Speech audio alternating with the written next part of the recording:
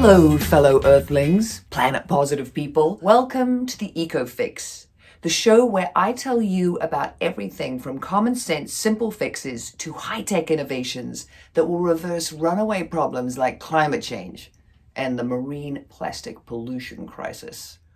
We're about to go behind the scenes and meet the incredible cast of characters, the scientists, the activists, the engineers, the environmental leaders, the thought leaders, the bold politicians, and then the ultimate political shake-up artists, the citizens just like you who are working hard to get this planet back on track and make it a better place. You may not realize how many incredible solutions are already up and running or soon will be. These are the eco stories you need to know. Let's start with our warming planet. One of the things we have to do is lower our carbon emissions. Don't believe me? What about the peak we got into what happens when we stop using carbon-spewing fossil fuels during the quarantines to stop the spread of the coronavirus? Check out the satellite imagery of the drastic drop in air pollution over China during their lockdown of February and March. Now, I'm not saying we all have to stay at home forever to stop climate change. There is another way. If we have a world powered by wind, water, and solar rather than coal, oil, and gas, we would cut our carbon dioxide emissions by 55%. That is huge. Which brings me to my very special guest, Mark Ruffalo. He's probably most famous for playing Bruce Banner, aka the Hulk, the Avengers movie hero. During a 30-year career as an actor, producer, and director, he's received 3 Academy Award nominations. He has won numerous Film Critic and Screen Actors Guild Awards for the intense and beautifully nuanced characters he brings to life on screen. Off screen, he is a tireless, larger-than-life environmental and social justice advocate. He's an anti-fracking crusader. He's on a mission to bring clean water and clean energy to all of America. He has hosted bus tours through neighborhoods in Los Angeles where underrepresented communities live right alongside toxic oil acidizing operations. He narrated and produced the documentary Dear President Obama, The Clean Energy Revolution is Now. Mark is also the co-founder of the Solutions Project, a one-stop renewable energy shop. Back when Mark was fighting to get fracking banned in his home state of New York, he asked Stanford environmental engineer Mark Jacobson if New York could possibly run on 100% renewable energy. In less than 24 hours, Jacobson produced a 30-page document proving that yes, it could be done. The two Marks joined forces and the Solutions Project was born. They now have blueprints for the whole of the US and most countries in the world running on 100% wind, water, solar. Mark and I had a low-carbon Zoom sit-down during the coronavirus shelter-in-place, aka stay-at-home orders. And black frame glasses that are slightly tinted. Because then we get the denim and stereo. Yes, that's really nice. After we got the important stuff sorted, we got into the lessons coming out of this pandemic. The possibilities for reducing air pollution, the way the planet responded so quickly when it got a break from us with blue skies appearing over our most polluted cities. The canals are clearing and the ozone is healing itself, and there's all kinds of really positive outcomes from this. You know, what's interesting is, which I don't think we've really gotten into yet, is the amount of data that's going to be that's going to come out of this time that we couldn't get any other way. And I just think what we're going to see is, first of all, how resilient Mother Nature is, and the other thing is just has an agenda. You know, how also impactful. It also is part lack of this carbon equation, is and going to we be, can't forget just on how everything we're seeing from it now. air Like I said, quality COVID-19 is to water exposing quality, us, and it's forcing us to change our to behavior quality of because life. of the very These are nature things of that we the reality couldn't have that is measured any other presented to way. us. So there This are is- some gifts this is that the come new out of normal. COVID-19. I do think that now that we've glimpsed what a world post-carbon could be and feel and look like, we have kind of a true north. We kind of have an idea of where we could head and what is waiting on the other side of that rainbow if we do head there. Okay, so then my next question is, how do we head there? You know, you and I have known this for so long. This is where we need to be moving. We need to be moving to this post-carbon world. We've got this glimpse of it. They say that, the taking our foot off the pedal just for this few months is going to lessen our carbon emissions by 8% this year. Yeah. But, how can we make that, more long-term? I guess the other gift of this time is what it exposes in the systems that we're living in now. And what really is apparent is the inequity of the system. That whole groups of people, races of people of color are being left out and are being marginalized. And COVID-19 could be viewed also as just a concentrated form of climate change. All of the systems that we need to be healthy in order to handle climate change with any kind of grace happen to be all the same systems that are showing weakness with COVID-19. Our healthcare system, our food systems, our working class systems, our economic system. We're leaving this carbon paradigm behind. It's just a better system ahead of us, and it's more, solar is, I think, a year away from being cheaper than coal or gas or natural gas. Wind is already there. We finally have the economic wind in our sails to make this transition. But how do we do it is the question, right? What you're asking. It's going to happen one way or another. The writing's on the wall. This reality we're experiencing now is only going to compound. COVID-19 has forced us to change our behavior. We had a choice in how we were going to approach climate change maybe 10, 20 years ago. We even have a little bit of a choice today. But the window on our choices are closing. And so we're going to be forced to face a reality that will make us change, force us to change our behavior, just like what's happening with COVID today, as I see it. And I've seen in the last, 8 years, people's minds change radically on the idea of climate change, on the idea of the of renewable energy, and the actual implementation of it. The renewable energy revolution is happening. We can have a government like the government that we have right now in the US that's really dragging its feet and is, holding on to their bad boyfriend, the fossil fuel industry, they should have kicked that guy to the curb a long time ago, as we know. Yeah, it's a lousy boyfriend.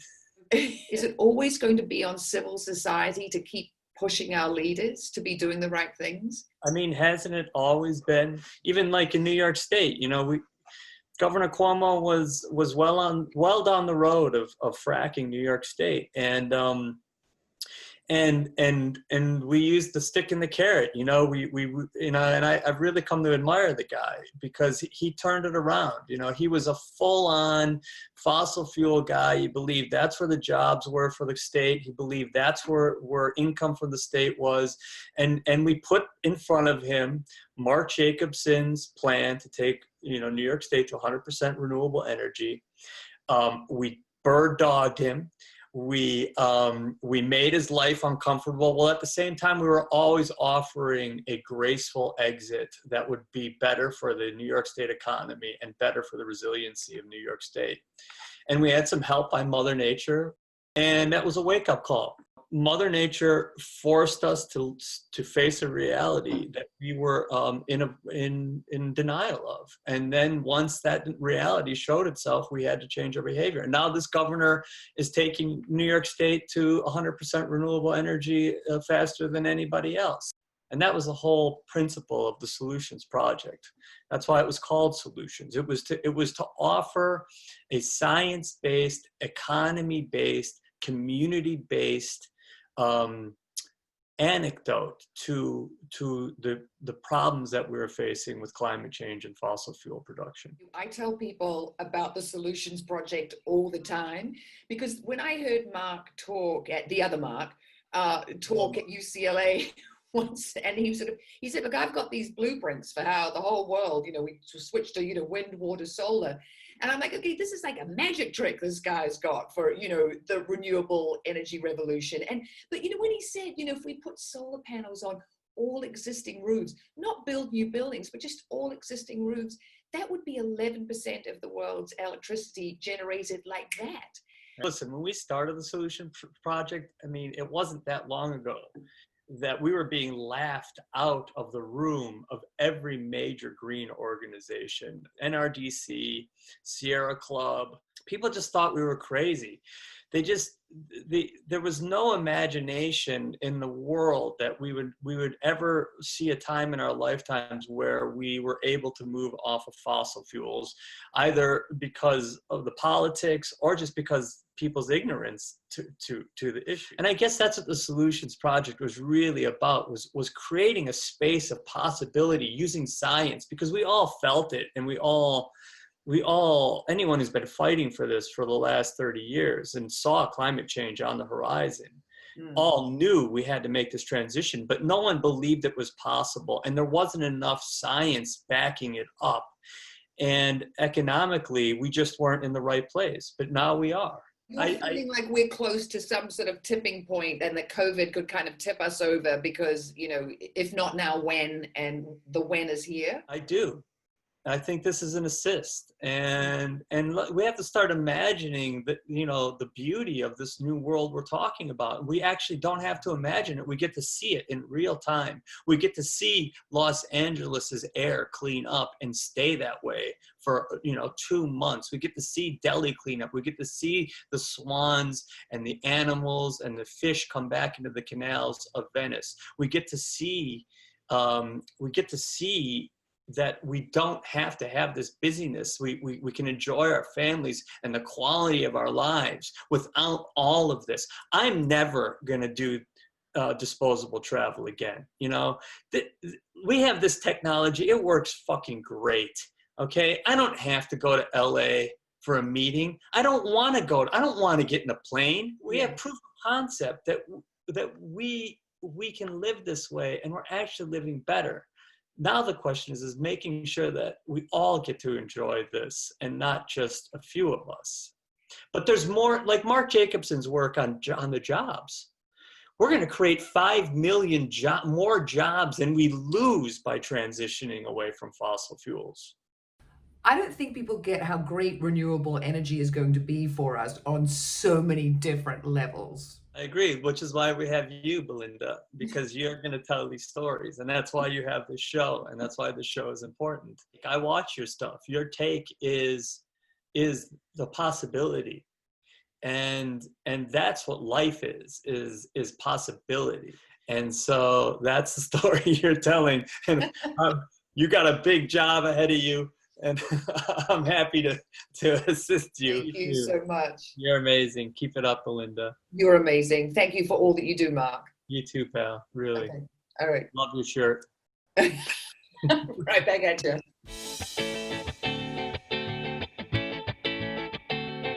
Instead of the carbon reducing baby steps that we've been resisting taking because we thought they'd be too hard, we got forced into extreme carbon emission reductions mode. And it wasn't so bad.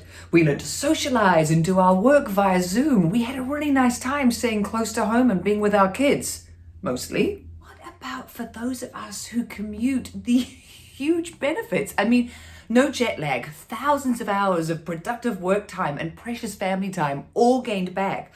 Not to mention saying goodbye to the health impacts of a commute like this twice a day, every day. With Zoom and remote working, it's gone. Twitter, Google, Facebook, they are all talking about remote working being more of a norm for their employees. Better for their employees, better for the planet.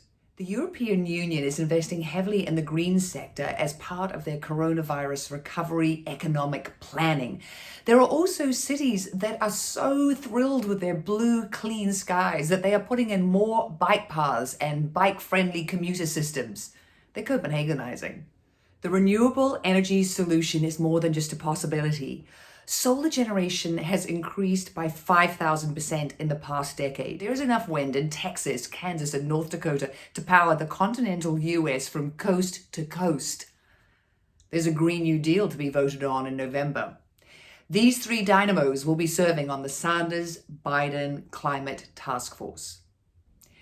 Here are the actions, the eco fixes you can take right now. Check out the Solutions Project website, get inspired, get involved, and if you qualify for a grant, get assistance with renewable energy for your community.